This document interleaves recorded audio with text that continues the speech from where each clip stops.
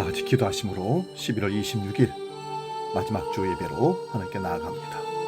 존귀하신 아버지 하나님, 11월도 하나님께서 우리와 함께 하심으로 은혜 가운데 믿음 생활하며 예배 생활하며 기도 생활하며 마무리를 하는 마지막 주에 다다랐습니다.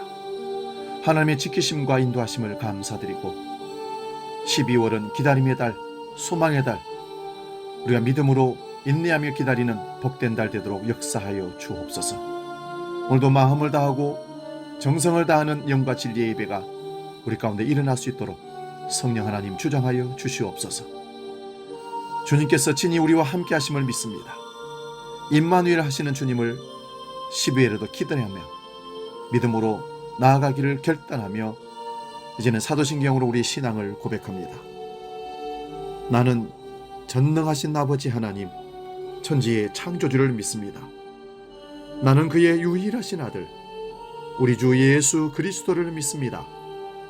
그는 성령으로 잉태되어 동정녀 마리아에게서 나시고 본디오 빌라도에게 고난을 받아 십자가에 못 박혀 죽으시고 장사된 지 사흘 만에 죽은 자 가운데서 다시 살아나셨으며 하늘에 오르시어 전능하신 아버지 하나님 우편에 앉아 계시다가 거기로부터 살아있는 자와 죽은 자를 심판하러 오십니다.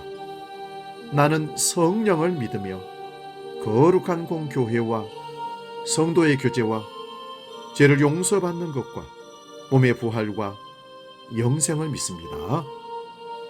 아멘.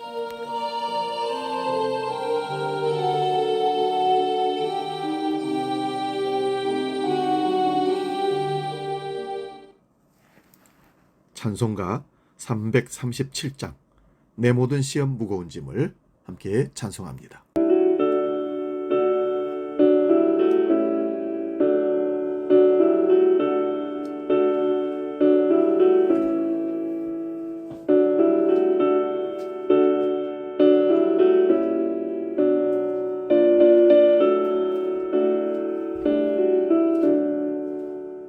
내 모든 시험 무거운 짐을 주 예수 앞에 아뢰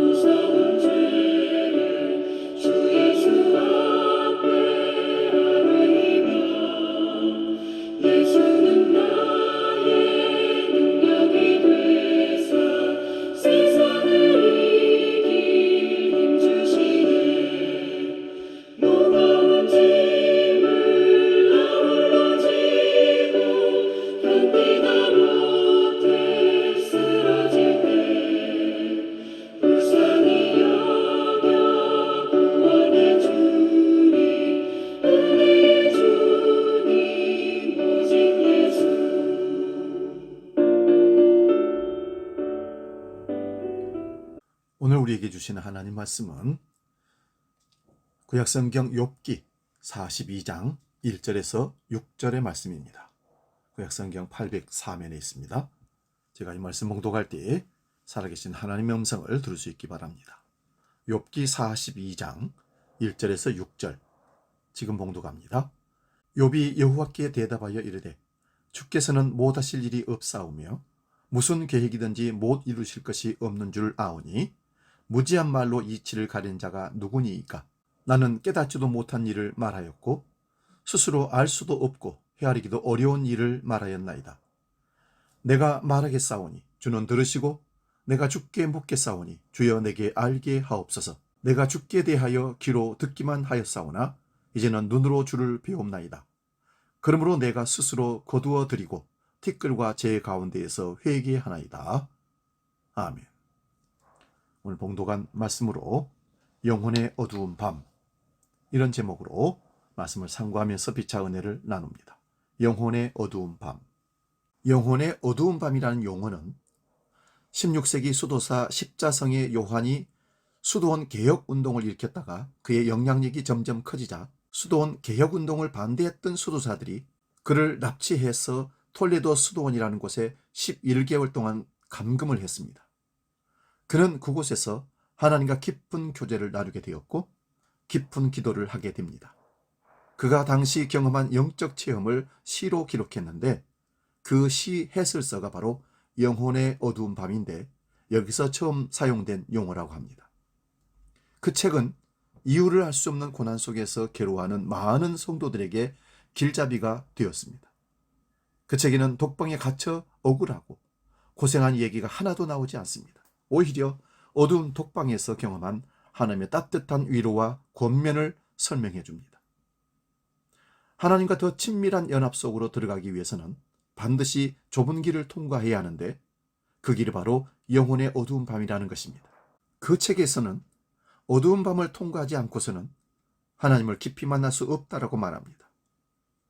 우리가 영혼의 어두운 밤을 통과하지 않고는 하나님을 깊이 만날 수 없는 이유는 죄 때문입니다. 우리 인생에 좋은 일, 기쁜 일, 환영하고 싶은 일, 축복된 일만 있다면 얼마나 좋겠습니까? 하지만 좋은 일만 계속 생긴다면 우리가 하나님과 더 가까워지고 경건해지고 거룩 계실까요? 물론 긍정적 사고방식과 긍정적 믿음으로 나아가면 모든 것이 잘 될 것이라는 측면을 강조하는 사람들도 있습니다. 그러나 믿음의 확신만 있는 사람은 욥의 고난을 깨닫기 어렵습니다. 우리 인생도 마찬가지입니다. 내가 잘못과 죄로 고난을 당할 때도 있지만 아무리 생각해도 이해할 수 없는 고난도 있습니다. 영혼의 어두운 밤은 영적 우울증과 비슷합니다. 이 시기는 모든 것이 겉으로 보기에 잘못되어 보이는 시기입니다. 우정과 인간관계가 무너지고 직장을 잃고 내적 외적으로 가장 힘든 일을 경험하는 시간이 바로 이 시간입니다.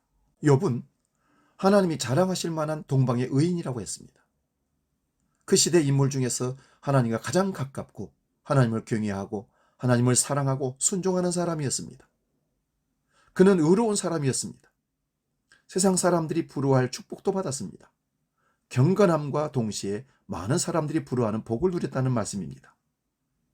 근데 욥을 사탄이 이렇게 하나님께 고소합니다. 욥이 하나님을 경외하는 까닭은 하나님께서 베풀어 주신 축복 때문입니다. 만약 그 축복이 사라지면 욥은 하나님을 경외하지 않을 것이다. 그러나 하나님은 사탄의 말에 정면으로 반박합니다. 욥은 그것과 상관없이 나를 진짜로 믿고 사랑하는 내 종이다. 그때 계속해서 보채기며 욥을 시험하게 달라고 할 때 하나님은 욥을 시험대에 오르게 허락했습니다.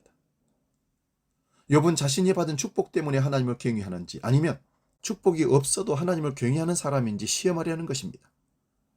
하나님은 욥의 생명을 제외하고 나머지는 마음껏 공격할 수 있도록 사탄에게 허락했습니다. 욥은 하나님과 사탄의 대화를 전혀 알지 못했습니다. 자신이 왜 고난을 당하는지도 전혀 알지 못했습니다. 그렇게 욥은 상상할 수 없는 엄청난 고난을 겪게 됩니다. 욥은 세 단계 고난을 겪는데 첫 번째가 하루 만에 모든 소유를 상실해버립니다. 단 하루 만에 자녀와 전 재산을 다 잃어버렸습니다. 소와 나귀와 종들은 스바 사람의 공격에 탈취를 당했고 양떼와 종들은 하늘로부터 내려온 불에 타서 다 죽었습니다. 낙타와 종들은 갈대아 사람들에 의해서 죽임을 당했습니다. 그의 자녀들은 집이 무너져 목숨을 다 잃었습니다. 엄청난 고난의 태풍이 욥에게 불어닥쳤습니다. 욥은 이런 재난의 소식에 벌떡 일어나 겉옷을 찢고 머리털을 밀어버리고 땅에 엎드려서 경배하며 이렇게 말합니다. 욥기 1장 20절에서 22절입니다. 욥이 일어나 겉옷을 찢고 머리털을 밀고 땅에 엎드려 예배하며 이르되 내가 모태에서 알몸으로 나왔사온즉 또한 알몸이 그리로 돌아가올지라. 주신 이도 여호와시요 거두신 이도 여호와시니 여호와 이름이 찬송을 받으실지니이다 하고 이 모든 일에 욥이 범죄하지 아니하고 하나님을 향하여 원망하지 아니하더라. 이 모든 일에도 불구하고 욥은 죄를 짓거나 하나님을 원망하지 않았다는 것입니다. 욥은 놀라운 믿음의 고백으로 이 고난을 통과했습니다. 그는 체념하지도 운명에 맡기지도 않았습니다. 억지로 순종하는 것도 아닙니다. 이 얼마나 놀라운 믿음입니까? 우리가 만약 욥이 당한 고난을 10분의 1만 당해도 하나님을 원망하고 믿음의 심에서 넘어졌을 것입니다. 욥은 역시 하나님이 자랑할 만한 믿음의 사람이요 경건의 사람이었습니다. 그러나 시험은 거기서 끝나지 않았습니다. 두 번째 시험은 이번에는 욥 스스로를 공격합니다. 욥의 건강을 무너뜨렸습니다. 그의 몸에 악성 종기가 났고 그의 아내가 무너졌습니다. 첫 번째 시험에서는 욥의 그늘 아래 침묵하며 인내했지만 두 번째 시험에서는 무너졌습니다. 그러나 욥은 이번 시험에서도 하나님을 결코 원망하지 않았습니다. 그러나 그가 아내에게 대답합니다. 욥기 2장 10절입니다. 그가 이르되 그대의 말이 한 어리석은 여자의 말과 같도다.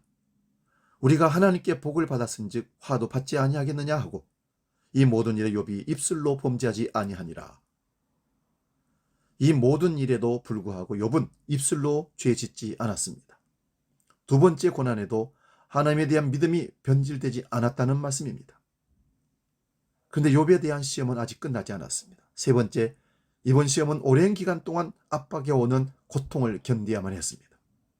여러분, 순간적인 고통과 고난은 견딜 수 있다 하지만 지속적인 압박과 고통은 참기 어려워 힘들어집니다. 욥을 위로하기 위해서 세 친구가 멀리서 찾아왔습니다. 그들도 하나님을 믿는 사람들이었습니다. 욥을 위로하러 세 친구가 왔지만 그러나 욥은 7일 동안 아무 말도 하지 않았습니다. 그만큼 고난이 깊었습니다. 7일이 지나고 나서 욥이 말하기 시작했는데 믿음이 아닌 다른 방향으로 흐르기 시작합니다. 욥이 영혼의 민낯을 드러내기 시작했고 경건이 무너지기 시작합니다. 사실 우리는 욥을 충분히 이해할 수 있습니다. 욥의 세 친구들은 그를 위로하려고 찾아왔지만 그들은 욥의 마음과 정신을 더욱 혼란스럽게 만들었습니다. 세 친구들의 말을 요약하면 인과응보입니다. 심은 대로 거둔다는 뜻입니다. 네가 잘못했으니 벌 받는다는 이런 뜻이죠. 세 친구들은 인과응보 법칙을 통해서 욥을 계속해서 압박했습니다. 욥은 지지 않고 동일한 논리로 그들에게 항변했습니다. 나는 고난을 받으면 안 되는 사람이다. 나는 죄 때문에 고난받는 게 아니다. 나도 모르지만 나는 그렇게 죄를 지어서 고난받는 게 결코 아니다. 욥은 자신이 얼마나 순전하고 정결하게 살았는지를 그들에게 항변했습니다. 욥의 대표적인 말 한 구절을 읽으면 그의 마음을 알 수 있습니다. 욥기 17장 5절 6절입니다. 나는 결코 너희를 옳다 하지 아니하겠고 내가 죽기 전에는 나의 온전함을 버리지 아니할 것이라. 내가 내 공의를 굳게 잡고 놓지 아니하리니 내 마음이 나의 생애를 비웃지 아니하리라. 자신은 온전하다는 것입니다. 결국 욥의 세 친구가 욥의 논리 앞에 무릎을 꿇었습니다. 근데 그때 엘리후라는 사람이 갑자기 나타납니다. 엘리후라는 사람은 하나님이 보내신 세례 요한과 같은 사람이었습니다. 엘리후는 세 친구들이 말하지 못한 하나님의 메시지를 욥에게 전달했습니다. 그 메시지의 핵심은 천지 만물을 창조하신 위대하신 하나님을 믿는다면 어떤 상황 속에서도 그분은 의로우시고 선하신 분이라는 것을 믿으라는 것입니다. 그는 욥의 모순을 말하고 있습니다. 하나님이 위대한 분이고 전지전능하시다는 것을 믿는다면서 어떻게 하나님이 선하시고 의로우신 분이라는 것은 믿지 않느냐는 것입니다. 그러고 나서 하나님이 욥에게 직접 나타나셨습니다. 하나님이 욥에게 하신 말씀도 엘리후가 말한 메시지와 동일한 맥락입니다. 여러분, 우리는 받아들이기 어려운 고난을 당하면 하나님이 의롭지 못한 분이라고 말하고 싶어집니다. 왜 나에게 고난을 주시냐고 묻고 대들고 항변합니다. 그러면서 하나님의 의로우심을 부인합니다. 사랑하는 여러분, 하나님의 전지전능하심을 믿으면 그분이 의롭고 선하신 분이라는 것도 믿어야 합니다. 본문 2절 3절을 봅니다. 주께서는 못하실 일이 없사오며 무슨 계획이든지 못 이룰 것이 없는 줄 아오니 무지한 말로 이치를 가는 자가 누구니이까? 나는 깨닫지도 못한 일을 말하였고 스스로 알 수도 없고 헤아리기도 어려운 일을 말하였나이다. 욥은 하나님이 얼마나 위대하시고 모든 일을 하시고 계획대로 행하신다는 것을 깨달았습니다. 또한 무지한 자신을 발견하게 됩니다. 사랑하는 여러분, 우리가 왜 하나님을 의존해야 합니까? 하나님은 모든 것을 계획대로 이루시고 우리는 그 하나님을 헤아릴 수 없는 연약하고 무지한 존재이기 때문입니다. 우리는 낮에 능동적으로 삽니다. 보고 판단하고 계획하면서 자기 마음대로 세상을 살아갈 수 있다고 생각하기 때문입니다. 그런데 밤이 되면 수동적으로 바뀝니다. 보이지 않기 때문입니다. 어두움은 본래 나쁜 것이 아닙니다. 하나님이 천지를 창조하실 때 빛도 창조하셨고 어둠도 창조하셨습니다. 빛을 낮이라 칭하시고 어둠을 밤이라 칭하셨습니다. 우리 인생에도 낭만이 있는 것이 아닙니다. 인생은 빛을 못 봐도 파괴되지만 어둠 속에 들어가지 못해도 파괴됩니다. 조명을 인간이 발명한 획기적인 발명품이라고 칭찬하고 상을 주지만 다른 한편으로는 인류가 하나님과 역행하게 된 계기입니다. 일해야 할 때 어둡게 만들고 어둠 속에서 쉬어야 할 때 불을 밝히고 활동을 하고 있습니다. 우리는 언제부터인가 화려한 네온 사인을 보면서 하늘의 별을 바라보는 것을 잊어버렸습니다. 어두움도 우리에게 필요합니다. 하나님은 낮을 통해 우리가 능동적으로 일하게 하시고 밤을 통해 하나님을 의존해야 되는 연약한 존재라는 것을 깨닫게 하십니다. 창세기 1장에 보면 하나님이 천지를 창조하실 때 아침이 되며 저녁이 되니라고 말하지 않고 저녁이 되며 아침이 되니라고 있는 첫째 날이라 하고 말씀하셨습니다. 왜 밤을 먼저 말씀하셨을까요? 우리는 하루를 계산할 때 아침부터 저녁까지라고 하는데 하나님은 정반대로 저녁부터 아침을 하루라고 말씀하셨습니다. 그 이유는 쉼으로부터 하루가 시작되기 때문입니다. 우리가 어두움 속에서 잠잘 때 하나님은 우리보다 앞서 인생을 인도하고 계십니다. 사랑하는 여러분, 어두움에 들어가면 우리는 수동적인 삶을 살 수밖에 없습니다. 우리가 볼 수 있는 것보다 볼 수 없는 것이 더 많기 때문입니다. 하나님이 허락하신 어둠 속에서 우리가 얼마나 연약한 존재인지를 깨달을 수 있습니다. 영혼의 어두운 밤을 통해서 인생은 우리 마음대로 사는 것이 아니라 하나님이 인도하시는 대로 하나님을 의존하면서 살아야 한다는 것을 깨달아야 합니다. 우리는 어두운 밤을 두려워하고 피하려고 합니다. 그러나 우리의 영혼은 어둠 속에 들어감으로써 더 거룩해지고 깨끗해지고 정결해집니다. 어둠 속에서 회복되는 것을 믿음의 눈으로 바라볼 수 있어야 합니다. 어두움을 피하지 말고 어두움을 믿음으로 인내로 통과해야 합니다. 어두운 밤길을 걸어가면서 하나님을 바라봐야 합니다. 하나님의 도우심을 의존하며 살아갈 수밖에 없는 인생이라는 것을 체험해야 합니다. 욥은 영혼의 어두운 밤을 통해서 하나님을 귀로만 듣는 것이 아니라 눈으로 보는 체험을 하게 되었습니다. 본문 5절을 같이 읽겠습니다. 내가 주에 대하여 지금까지 내 귀로만 들었는데 이제 내 눈으로 주를 보게 되었습니다. 욥이 예전과 다르게 하나님과 더 깊은 관계가 되었습니다. 친밀한 관계가 되었다는 말씀입니다. 물론 욥은 그전에도 하나님을 알았고 하나님을 경외하는 사람이었습니다. 욥의 신앙은 고난을 체험하기 전에는 귀로 듣는 신앙이었습니다.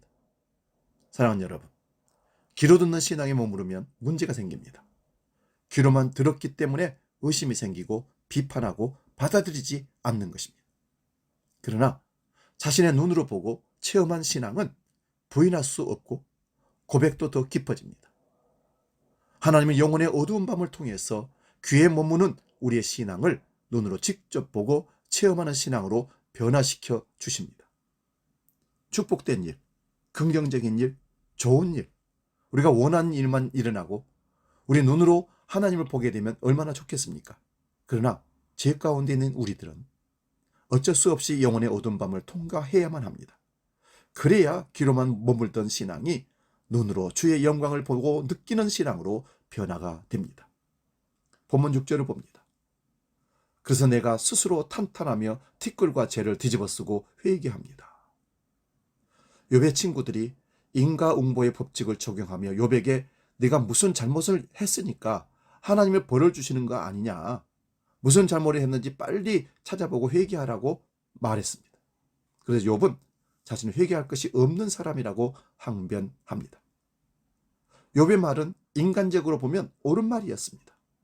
욥은 풍요로운 삶 속에서도 그 풍요를 우상으로 삼지 않았습니다. 그는 경건한 사람이었습니다. 그런 그에게 죄가 있던 바로 자기 의였습니다.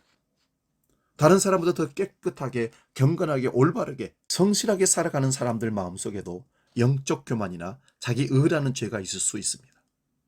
하나님은 욥을 위해서 고난을 허락하셨습니다. 욥이 미워서가 아닙니다. 욥이 회개했을 때 하나님이 그를 회복시켜 주셨습니다. 그리고 다시 복을 주셨습니다. 욥의 회복보다 더 중요한 것이 있습니다. 오늘 본문 1절에서 6절에 나오는 욥의 고백입니다. 아마도 욥은 회복과 축복이 주어지지 않아도 만족했을 것입니다. 그러면 그것을 기대하고 하나님께 고백한 것이 아니었기 때문입니다. 욥기의 결론을 회개하면 하나님이 다시 회복시켜 주시고 복 주신다고 해석하면 안 됩니다. 그것은 오해입니다. 우리가 붙잡아야 할 것은 오늘 본문 1절부터 6절에 나타난 욥의 마음과 고백입니다. 욥은 무엇인가 기대하고 하나님 앞에서 회개한 것이 아니라 마땅히 해야 될 회개를 한 것입니다. 욥의 그 마음이 중요합니다. 사랑하는 여러분, 참된 회개는 아무리 심한 고난을 겪어도 하나님은 여전히 선하시고 의로우시고 이도하신 분이라고 고백하는 것입니다. 우리는 욥이 겪은 고난을 느낄 수 있습니다. 결국 욥이 회개한 이후 사탄은 패배하고 욥을 떠날 수밖에 없었습니다. 하나님도 영광 받으시고 욥도 고난을 통해서 승리했습니다. 욥은 우리에게 승리의 귀한 표본을 보여주었습니다. 영혼의 어두운 밤은 우리를 무너뜨리려는 하나님의 심판이 아니라 어둠을 통해서 일하시는 하나님의 역사를 드러내는 과정입니다. 어두운 밤을 통해서 우리 안에 숨어있는 교만과 죄를 드러내고 더욱 정결하게 만드는 과정입니다. 영혼의 어두운 밤을 지날 때 더욱 하나님의 선하심과 의로우심을 신뢰합시다. 그리고 영혼의 어두운 밤을 통해 하나님과 더욱 친밀해지기를 주의 이름으로 축원드립니다. 이 시간 복음 찬양 날 세우시네 함께 찬양하고 기도하고 마치겠습니다.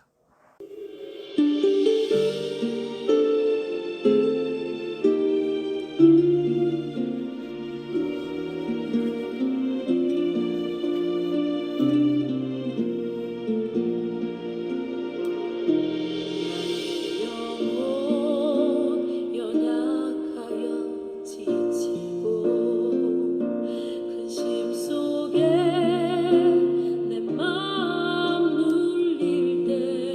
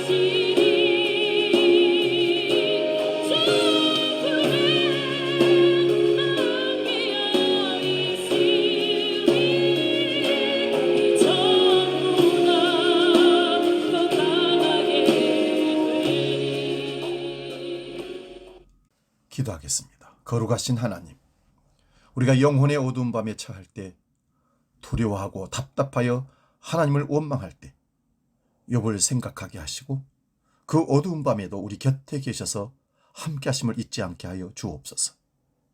하나님, 오히려 그 어둠 속에서 하나님을 더 깊이 만나고 하나님과 더욱 친밀하게 교제하는 은총을 누리도록 믿음을, 인내를 더하여 주시옵소서. 우리 중에 지금 어두운 밤에 처한 분이 있다면 그 은총을 꼭 누리고 영혼의 찬란한 빛을 보게 하여 주시옵소서. 귀로만 듣던 하나님을 눈으로 보는 체험까지도 허락하여 주시옵소서. 이제는 오늘 드려질 헌금을 놓고 봉헌 기도합니다. 거룩하신 아버지 하나님, 우리가 예배드리는 중에 하나님께 주신 재물을 구별하여서 드릴 수 있는 기회를 주셔서 감사합니다. 모든 것의 주인이 하나님이심을 고백하며 수입의 11조를, 신앙생활의 원리를 따라 감사의 예물과 주정헌금을, 사명을 깨닫고 선교헌금을, 건축예물을 주 앞에 드립니다.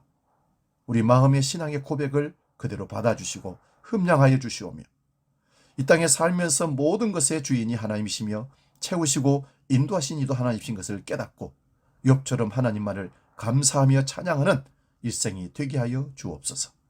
예수님의 이름으로 축복하며 기도하옵나이다. 아멘.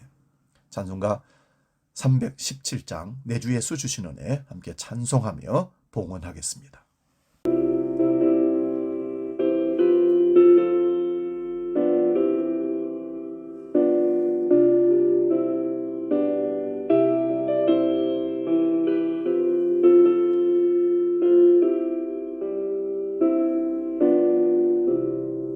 내 주 예수 주시네 한없 권한 내 주 앞에 이 작은 것 다 드리니 주 예수여 내 정성을 받으소서. 주 날 위해 보배로 피 흘리사 그 귀하신 생명까지 다 주시니 내 천하모 이 생명을 왜 아끼랴. 그래서 교회 생오차식 안내합니다. 다음 주일은 12월 첫 주 대강절로 지킵니다. 대강절은 예수 그리스도 성탄을 기뻐하며 재림을 간절히 기다리는 마음으로 성탄절 전 4주를 기다리는 절기입니다. 올해 성탄절은 12월 24일 주일 11시에 연함으로 성탄 감사 예배를 드립니다. 왜냐하면 주일 이후 월요일이 또 25일 성탄절인데 미리 하루 전날 주일날 함께 예배하고 그렇게 마치도록 하겠습니다. 오늘 예배 후에 남선교회 행주산성 원례 겸 친교 나들이 있습니다. 함께 하실 분들은 같이 하시면 좋겠습니다. 12월 예배 위원들은 순서를 보시고 기도로 진실한 최선의 예배를 준비할 수 있길 바라고요. 주일날 10시 40분까지 청소년 부실에서 전사님과 함께 중보기도 하고 예배에 참여할 수 있기를 바랍니다.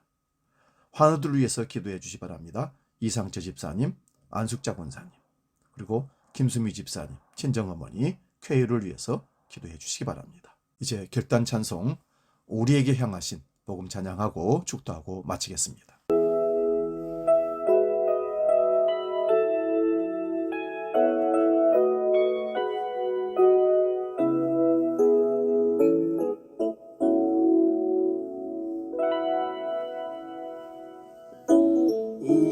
우리에게 향하신 여호와의 인자하심이 그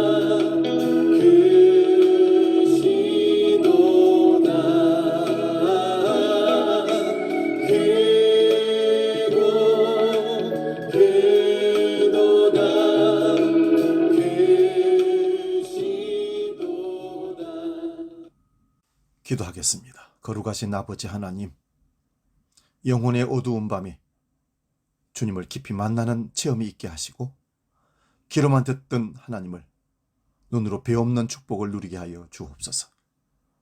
우리가 살아가는 이 세상 가운데 여러 가지 시련과 고난을 욥처럼 예기치 않은 때에 만나게 될 때 욥을 생각하게 하시고 그 영혼의 어두운 밤에 하나님 만나는 기회를 놓치지 않도록 은혜를 베풀어 주시옵소서. 이제는 늘 우리와 동행하시며 우리를 만나주시는 우리의 만족되시는 주 예수 그리스도의 은혜와 아버지의 크신 사랑과 성령 하나님이 지키시고 강복하시고 인도하시는 역사가 우리 모든 영혼 위에 영원히 함께 하시기를 간절히 축원하옵나이다. 아멘.